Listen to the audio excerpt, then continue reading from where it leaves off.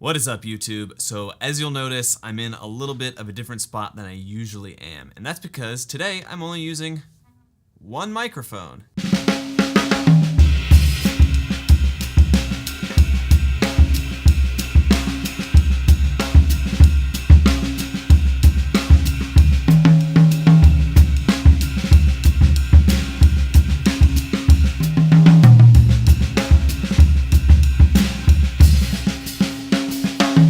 And that's a little strange to some of you, but I recently got a question on Instagram.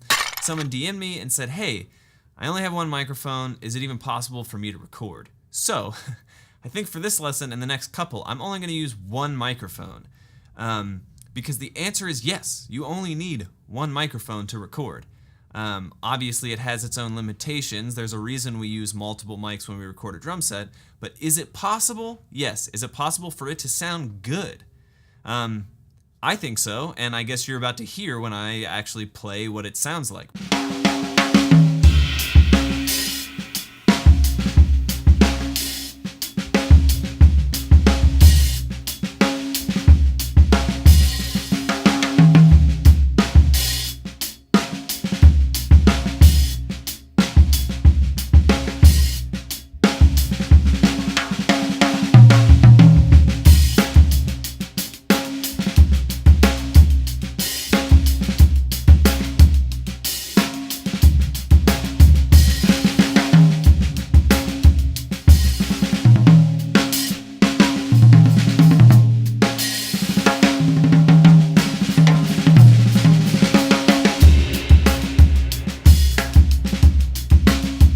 There are a few things that I ran this little experiment and I've learned a few things, so let me share those with you. So I think before we talk about any details, this kind of challenge to only record with one mic brings up an amazing point, which is most of the time I feel like the world is more focused on gear than it is on improving their sound. And what I mean by that is a lot of times instead of, when we record ourselves and we think, oh, that doesn't sound that good, instead of thinking, well, what can I do with my playing to sound better? A lot of times we think, oh, I should buy new mics, or I should buy a new interface, or I should buy a new preamp, or whatever. And we don't think about, well, what happens if I change the mic position? What happens if I change how I play it? What happens if I change how I tune it? Because all of those things affect it. So the biggest piece of advice I can give you if you only have one mic to use, and that can be if you're just starting out, you don't have a lot of recording gear, or you want to challenge yourself, or you're trying to record a whole band and you only have enough inputs for one mic for the drums to have everybody else record at the same time too. I don't know why you would do this, but if you're going to, this is very important that you're focusing on your sound, your dynamics, how the drums are tuned, where the mic is placed. All of that stuff is going to dramatically change what impact you have when you're recording this. So that's the kind of general overall rule. The first 4 tips I can give you on how to kind of make this one microphone setup work is, firstly, mic placement. So depending on what mic you're using, it's going to change where you need to place the mic. So, I put it there mainly because this is my room mic and it usually lives in the corner right there. So it was easy for me to move this, and I wanted to use this little bebop kit, I wanted to change up the scenery, so that's why I used this mic. What kind of mic is this? It's a Cascade Fathead mic. It's a ribbon mic. I honestly don't know much more than that, other than I tried some stuff out and it sounds fine when it's sitting right there. So with your own mic, you'll have to, wherever the mic is positioned, it's going to hear certain things better than others. And since you only have one mic, that's important because, if you put it right next to the bass drum, it's going to pick up the bass drum way more than it's going to pick up stuff further away than the bass drum. If you put it up here, it's going to hear cymbals and all this stuff more than the bass drum.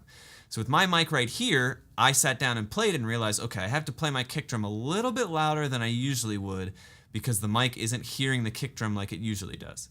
So mic placement is a big thing. That's the first of 4 little tips that I have for you. The second tip I have for you is all about tuning. I think if you only have one mic, tuning is going to play a huge part. And these drums, they're jazz drums, and they're tuned a little bit higher than I usually would, which means they sing more, which means, so when you have a close microphone and it's right up on a snare drum, it's going to hear that drum a lot better than when you start moving it away. Which is why when you're close miking a snare drum, everybody has problems with overtones and ringing. It's because that mic is right up to the drum and it's hearing everything that drum is doing. So if it's got a little bit of ring to it, that microphone picks it up a lot. But when you move that same ringy snare drum, if you move a mic and the room mic doesn't hear that ring the same way that the close-up mic right on the snare drum did. Tuning your drums a little bit more open is going to make them, I think, sound a little bit better when the mic is further away, because they're going to sing more, they're going to have more tone, and you don't have to worry as much about overtones. So I'd say, as far as tuning goes, let them sing. I think that's going to end up being a better result, but it also depends on the room and all of that stuff. So tune them, mess around with the tuning, and see what works better for your one microphone. Tip number 3. I've already hinted at it a lot. I've already hinted at it a lot in this lesson, but dynamics. And I don't just mean overall playing, are you playing loud or soft? I mean, if the mic is up here, it's not going to hear my kick drum that well. So I need to play my kick drum louder than I need to play the cymbals. And this is for, as a drummer in general, but especially when you're recording with one mic. Use dynamics in between your limbs, okay? So I'll play a couple of grooves, and I'll play it with, I'll play the snare drum. We'll take the snare drum. I'll play the snare drum, play the groove, cymbals, kick drum will stay the same, but I'll change how loud the snare drum is, and you'll see how much it dramatically affects how groovy something sounds.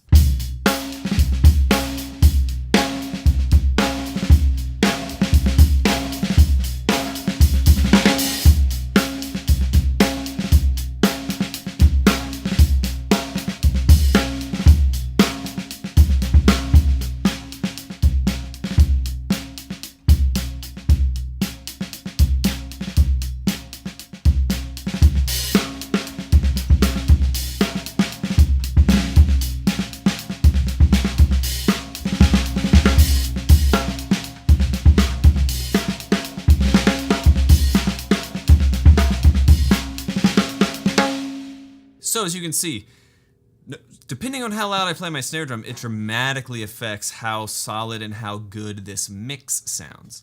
So dynamics are very important. Play around with it, and it'll take the problem with dynamics and inner dynamics of playing one thing louder than the other when we're playing is it takes a lot of coordination.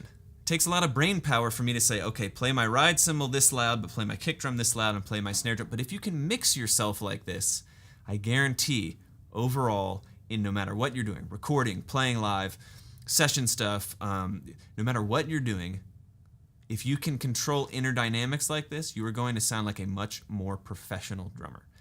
So this one mic test is a good way to improve that, because as you listen back to yourself, you'll be able to say, I'm playing my kick drum too loud, or I'm hitting the hi-hats too hard, and all of that. My last tip number 4 for using a one mic setup would be, and this is why I saved it for last, because I think it's the least important, but EQ and compression can help, if you only have one mic, EQ and compression can help make up for the challenge of capturing everything evenly with one microphone.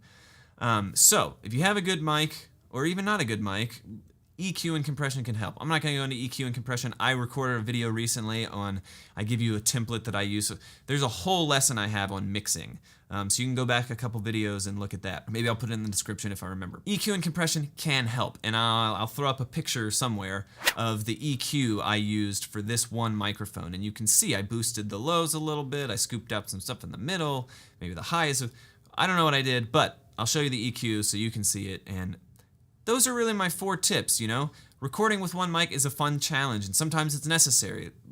If you're just starting to post content to YouTube or Instagram or whatever, don't let one microphone stop you. Gear is not the important part. Your sound and the message that you're sending, whether it's through your playing or through your talking, that's what's important. Don't let one microphone stop you. Try it out. It's a fun challenge. If you have a huge recording setup and you're used to a lot of mics, try recording with just one mic. It's kind of interesting. Those 4 tips were placement, mic placement. Where do you put it is greatly going to change it. Number 2 is tuning.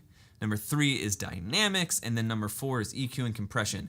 And those 4 things, if you kind of think about them and play around with them, are really going to help you sound good with one microphone. Let me know what you think. Have you ever recorded with one mic? You ever tried it?